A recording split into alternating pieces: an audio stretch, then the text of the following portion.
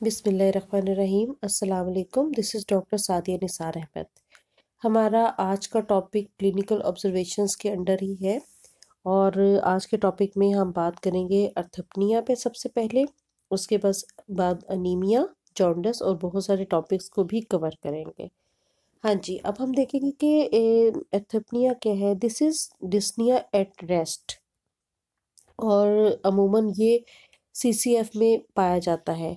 Patient can not lie in bed और वो prefer करता है कि उठ के बैठे, क्योंकि उससे जैसे ही वो लेटता है उसको सांस की तकलीफ शुरू हो जाती है। ब्रीदिंग में बी क्वाइट और नॉइजी, वीजी और अमूमन ये ब्रोंकियल एस्मा की निशानी है।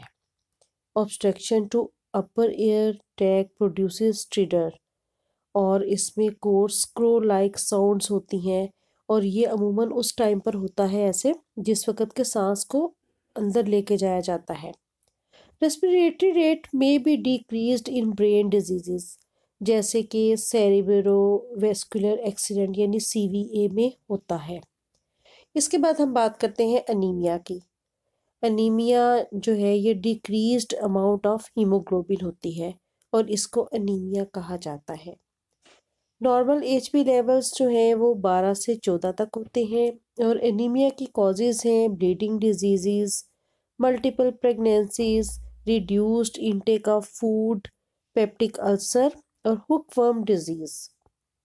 और एग्जामिनेशन फॉर अनीमिया, हम किस तरह अनीमिया को एग्जामिन करेंगे उसका एक छोटा सा प्रोसीजर है कि हम पेशेंट को अपने सामने बिठाकर उसके लोअर आईलिड को नीचे की तरफ खींचेंगे और पेशेंट को कहेंगे कि वो ऊपर की जानिब देखे और जैसे ही वो ऊपर की जानिब देखेगा तो हमें उसके कंजक्टाइवा को जिस वक्त हम नोटिस करेंगे तो वो पेल होगा या वाइट होगा, जबकि नॉर्मली ये पिंक होता है।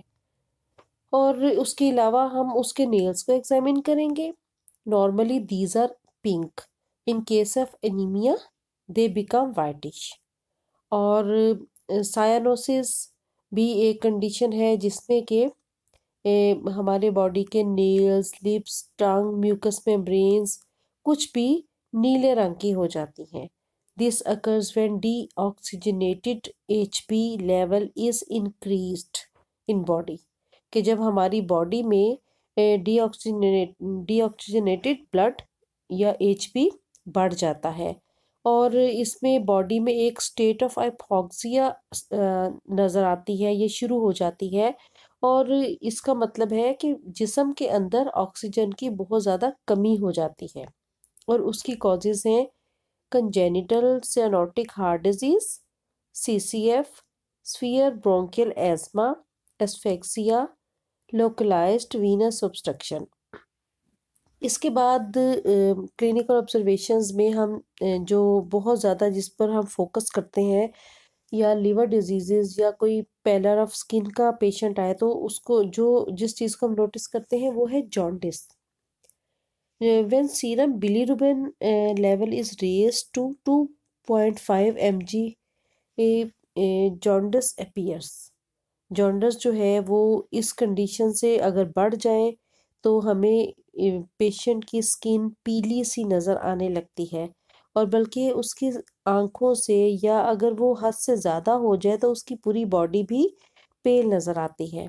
इसका एग्जामिनेशन का एक तरीका है कि जिस वक्त हम जॉन्डिस का पेशेंट देखते हैं तो हम उसके अपर आईलिड को ऊपर की तरफ उठाते हैं और फिर पेशेंट से कहते हैं कि वो नीचे की जानब देखे और colour of sclera it is normally white but in case of jaundice ये येलो हो जाता है और एडवांस केसेस में होल बॉडी भी येलो हो जाती है और इसकी वजह अमूमन जो डिजीज़ हैं उसमें इन्फेक्टिव हेपाटाइटिस और बिलियरी ट्रैक्ट स्टोन है या इसको हम ऑब्स्ट्रक्टिव जॉन्डिस भी कहते हैं। और इसके बाद सबसे एंड पे हम आते हैं जनरल फीचर ऑफ पेशेंट पे।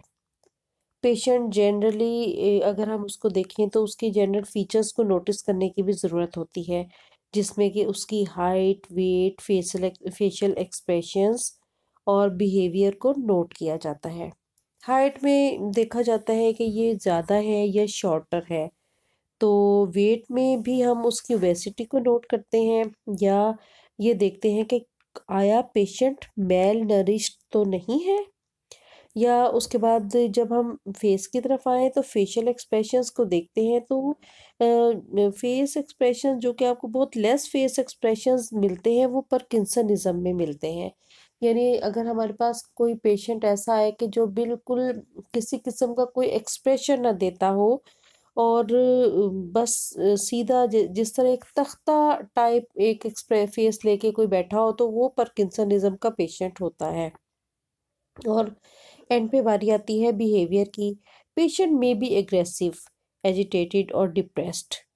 और अगर तो पेशेंट एग्रेसिव है या बहुत डिप्रेशन की तरफ आपको जाता नज़र आ रहा है तो ये साइकेट्रिक इलनेस की निशानी है। This is it for today.